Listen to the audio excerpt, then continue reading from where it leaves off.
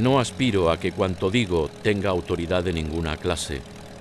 Interpreto, según mi temperamento, el panorama espiritual de las tierras que he cruzado, montado en un avión, describo paisajes, reseño entrevistas y cuento anécdotas que es posible que tengan algún valor categórico, pero desde luego yo no les doy. Admito la posibilidad de equivocarme. Mi técnica, la periodística, no es una técnica científica.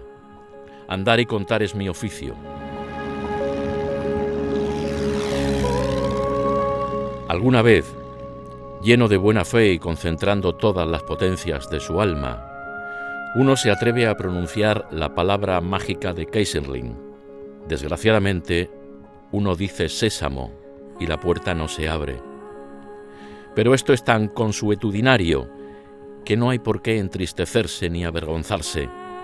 Uno se mete las manos en los bolsillos y se va. El avión era el medio de transporte preferido de aquellos años, si bien hay que tener en cuenta sus limitadísimas expectativas. Se usaba cualquier superficie como campo de aterrizaje y los vuelos eran extremadamente peligrosos. En aviones así recorrió Europa Chávez Nogales. Si los aviones eran el medio de transporte preferido, el único medio de información que había en aquellos años 20 era el periódico. Le tocó una época en la que el periodismo nuevo, en la que el periodismo innovador y de vanguardia se estaba haciendo. Y esto no solamente en España, sino en el resto del mundo, en Europa y en Estados Unidos, donde además venía el periodismo con una impronta literaria muy grande. Chávez Nogales es un hombre muy pegado a escritores como Baroja y eso se nota en la calidad de sus crónicas, en la agilidad de su estilo, y esto cautivó a muchos miles de lectores que veían en él otro modo de contar la realidad, y además esto, claro, se une a su perspicacia, a su instinto, a su independencia, a su libertad para tratar los temas.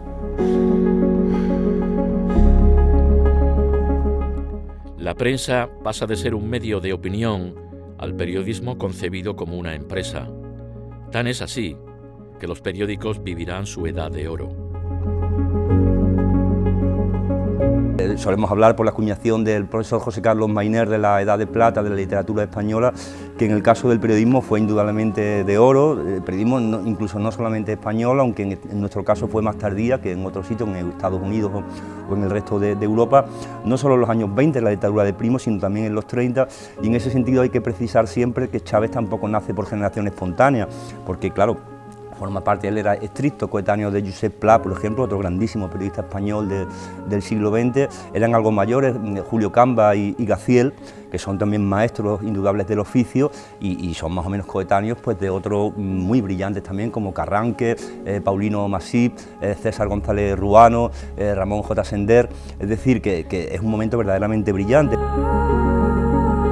Yo, cuando se habla de la cuestión del viejo y del nuevo periodismo, remito siempre a los libros de Xavier Pericay, a quien he tenido ocasión de publicarle como editor 2 títulos, que son muy ilustradores al respecto. Uno es Las edades del periodismo y otro Una generación viajera, donde habla de lo que aportaron esas dos generaciones, que en realidad son dos, no una, al antiguo periodismo, cómo la prensa de partido pasa a ser prensa de empresa, que es una cosa importantísima, cómo el lenguaje decimonónico se transforma en un lenguaje mucho más fresco, más directo, y cómo el periodismo de archivo, que representaría muy bien Chávez Rey, como decíamos, se convierte en un periodismo sobre el terreno, que es el que practica Chávez Nogales.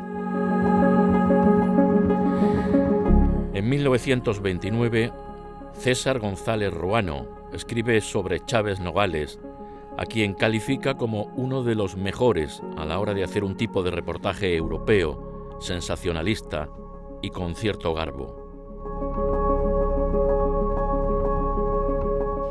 Bueno, Primo de Rivera consideraba que la prensa había que censurarla porque la prensa estaba al alcance del público en general y efectivamente había cabeceras de periódicos en todas las ciudades españolas en una abundancia que hoy no existe, ¿no?